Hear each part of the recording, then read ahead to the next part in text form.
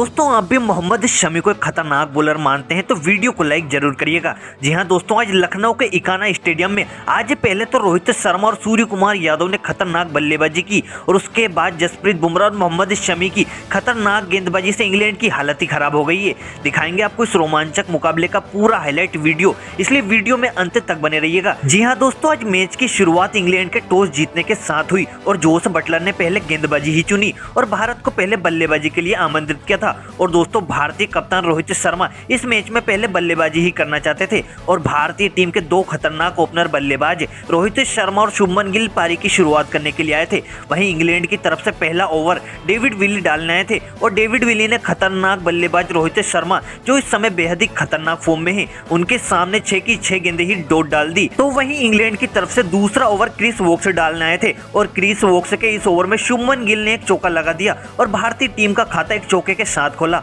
और अब भारतीय टीम का स्कोर 2 ओवर में मात्र 4 रन ही था। और दोस्तों उसके बाद तीसरा ओवर वापस से डेविड विली डालने आए थे जिन्होंने अभी तक एक भी रन नहीं दिया था। लेकिन दोस्तों इस ओवर में रोहित शर्मा ने डेविड विली को लपेटे में ले लिया और उसके इस ओवर में एक चौका और 2 लंबे छक्के मार इस ओवर में टोटल 18 रन लिए थे और डेविड विली की लाइन लेंथ ही बिगाड़ दी थी। और जो भारत का स्कोर 2 ओवर में सिर्फ 4 रन था उसे 3 ओवर में 22 रनों तक पहुंचा दिया था। लेकिन दोस्तों चौथा ओवर डालने आए क्रिस वोक्स ने छठी बॉल पर शुभमन गिल को बोल्ड आउट कर दिया और भारतीय टीम को एक शुरुआत में ही तगड़ा झटका दे दिया था। और दोस्तों शुभमन गिल के विकेट का दबाव भारतीय टीम पर सीधा सीधा दिख रहा था और रोहित शर्मा के खेलने की गति भी धीमी हो गई थी और विराट कोहली भी 8 गेंद खुल चुके थे और उनका खाता भी नहीं खुला था। और इसी दबाव को दूर करने के लिए विराट कोहली ने डेविड विली को एक बड़ा शॉट मारने की कोशिश की, मगर वहां बाउंड्री तक तो नहीं पर बेन स्टोक्स के हाथों तक पहुंच गई और विराट कोहली गोल्डन डक पर आउट हो गए। वहीं रोहित शर्मा दूसरी तरफ से लगातार अच्छी बल्लेबाजी कर रहे थे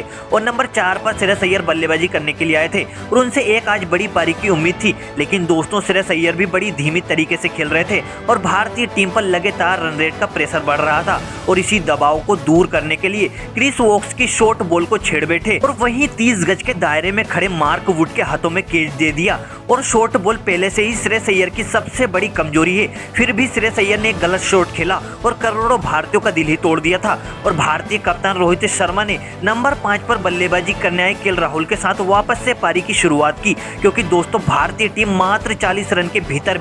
टॉप 4 में से 3 बल्लेबाज खो चुकी थी। लेकिन इस बार केएल राहुल ने रोहित शर्मा का बखूबी साथ निभाया और भारतीय स्कोर बोर्ड को दोनों लगातार आगे बढ़ाते रहे। और इसी बीच कप्तान रोहित शर्मा ने कप्तानी पारी खेलते हुए 66 गेंदों में 50 लगा दी और उनका साथ केएल राहुल बखूबी निभा रहे थे। और उनके अगले ही ओवर में केएल राहुल ने लियाम लिविंगस्टोन को आगे आड़े हाथ लेते हुए 2 गेंदों में 2 चौके लगाकर टोटल 11 रन लिए थे। और दोस्तों 25वें ओवर के बाद 27वां ओवर भी इंग्लिश कप्तान जोस बटलर ने लियाम लिविंगस्टोन को ही दे दिया और इस ओवर में लियाम को रोहित शर्मा ने आड़े हाथ लेते हुए वापस से 2 चौके लगाते हुए टोटल 11 रन उस ओवर से ले लिए थे और भारतीय टीम के दोनों तरफ से रन आने लगे। लेकिन दोस्तों 31वें ओवर में केएल राहुल ने डेविड विली को टारगेट करते हुए बड़ा शॉट मारना चाहा, लेकिन खुद केएल राहुल ही डेविड विली के शिकार बन गए और अपना शॉट जोनी ब्रेस्टो के हाथों में मार बैठे और भारतीय टीम को 131 रनों के स्कोर पर चौथा बड़ा झटका इंग्लैंड की टीम ने दे दिया था। लेकिन दोस्तों अभी भी रोहित शर्मा एक तरफ से लगे हुए थे और उनका साथ देने आए थे मिस्टर 360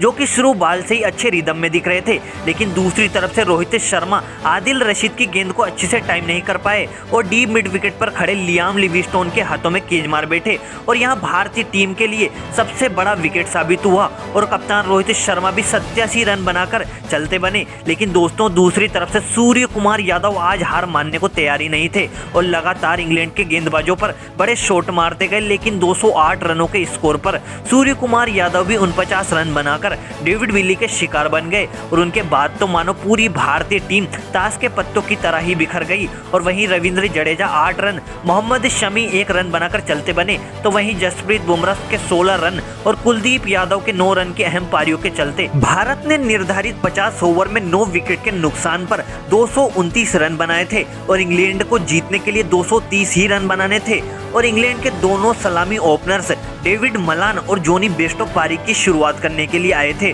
और भारत की तरफ से जसप्रीत बुमराह पहला ओवर डालने आए थे। और दोस्तों जसप्रीत बुमराह के पहले ही ओवर में जोनी बेस्टो ने चौका मार दिया था। वहीं भारत की तरफ से दूसरा ओवर डालने आए मोहम्मद सिराज के इस ओवर में डेविड मलान ने सिराज को आड़े हाथ ले लिया और उस ओवर में एक चौका और एक लंबा छक्का मारते हुए टोटल उस ओवर से 13 रन लिए थे। और उसके बाद दोनों बल्लेबाजों ने बुमराह के तीसरे ओवर और मोहम्मद सिराज के चौथे ओवर में भी एक एक चौका बटोरते हुए 4 ओवर में 26 रन बना लिए थे। और वैसे भी इंग्लैंड की टीम को मात्र 230 रनों का एक छोटा सा टारगेट ही हासिल करना था और दोनों की तगड़ी बल्लेबाजी को देखते हुए लग रहा था कि यह मैच तो इंग्लैंड की टीम बड़ी ही आसानी से जीत जाएगी। लेकिन दोस्तों फिर चमत्कार हुआ और अपना तीसरा ओवर डालना है जसप्रीत बुमराह ने पहले तो डेविड मलान को बोल्ड कर दिया और उसकी अगली ही बॉल पर यानी 5वें ओवर की आखिरी बॉल पर जोई रूट को भी LPW आउट कर दिया और 2 गेंदों में 2 विकेट चटका के जसप्रीत बुमराह ने इंग्लैंड की टीम की धज्जियां ही बखेर दी थी।